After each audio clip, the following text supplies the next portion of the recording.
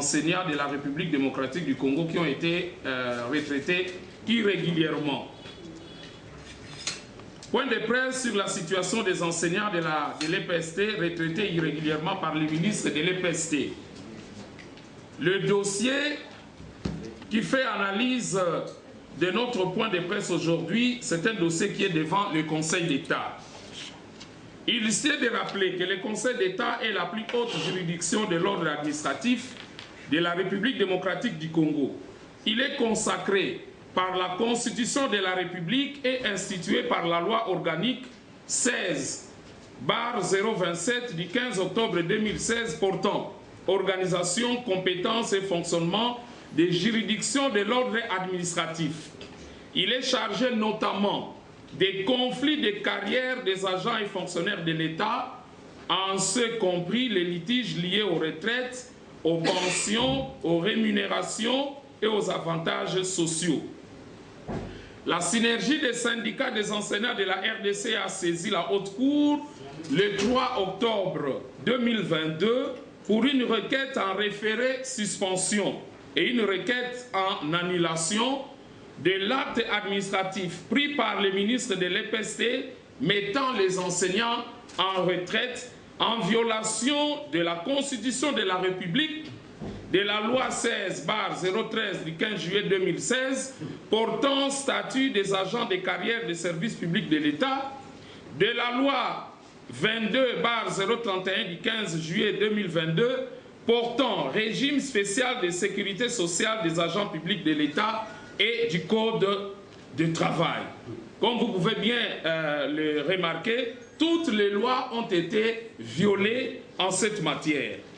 Le référé suspension a été pris en délibéré depuis le 19 octobre 2022 et jusqu'à ce jour, la Haute Cour n'arrive pas à se prononcer alors qu'à Kinshasa et dans les provinces, l'arrêté incriminé du ministre de l'EPST continue à produire des effets négatifs sur la vie des enseignants, sortis pour la plupart sans indemnité de fin carrière.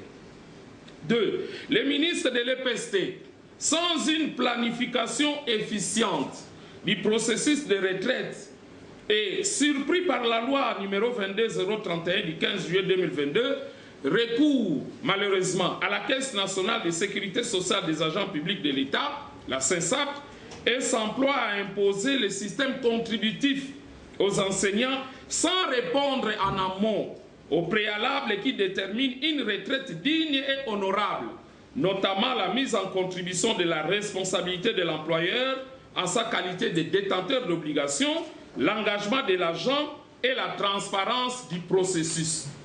Le ministre de l'EPST négocie la vie passive des enseignants avec une structure technique et d'exécution au lieu de lever les options fondamentales avec le ministre de la fonction publique, qui a dans ses attributions constitutionnelles la gestion des agents et fonctionnaires de l'État.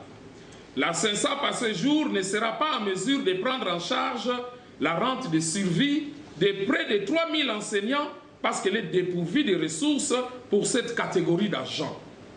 Les enseignants ont servi l'État congolais sans avoir été pris correctement en charge par l'employeur pendant la période active. Ils ont vécu pauvrement. À la sortie de la carrière, ils sont abandonnés à leur triste sort. Ils se retrouvent sans logement, sans soins de santé, ni rente de survie, ni frais funéraires pour tous ceux qui décèdent. De ce qui précède, la synergie des syndicats des enseignants de la RDC invite 1.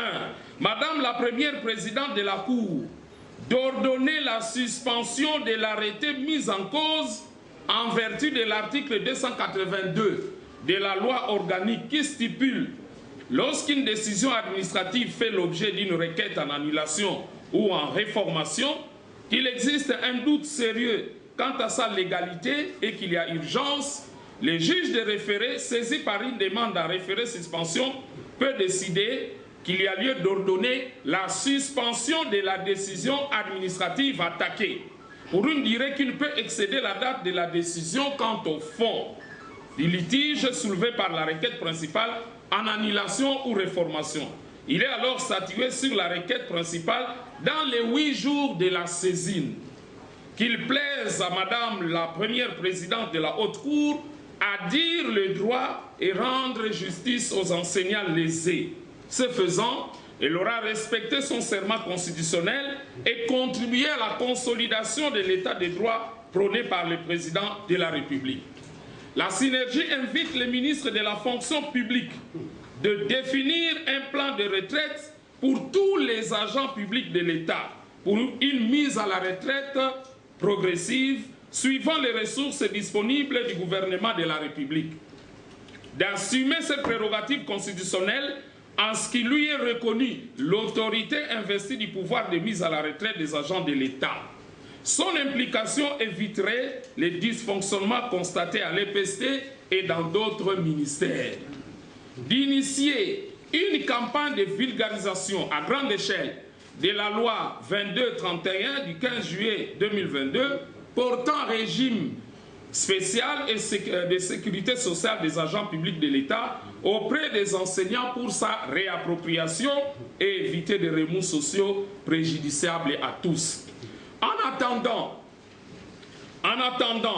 la synergie des syndicats des enseignants de la RDC demande aux gestionnaires d'école de laisser les enseignants prester dans leurs écoles respectives jusqu'au règlement de ces conflits par le gouvernement au risque de s'exposer aux poursuites judiciaires. Ainsi fait à Kinshasa, le 21 décembre 2022, pour la synergie, Jean Bosco Pouna, secrétaire général du Sinécat élu au Congrès, Ignace Makabou, président du CIPECO, Modeste Kayombo Rachidi, secrétaire général de la CCT, Jean Tunda, secrétaire général de la Force agissante, Félicité Ntanga, présidente du collectif des femmes et enfants pour la vie et le développement Profévid. Je vous remercie. Ce que nous attendons, nous n'avons pas de choix. Nous allons encore nous préparer pour une autre action. Et ce jour-là, nous devons faire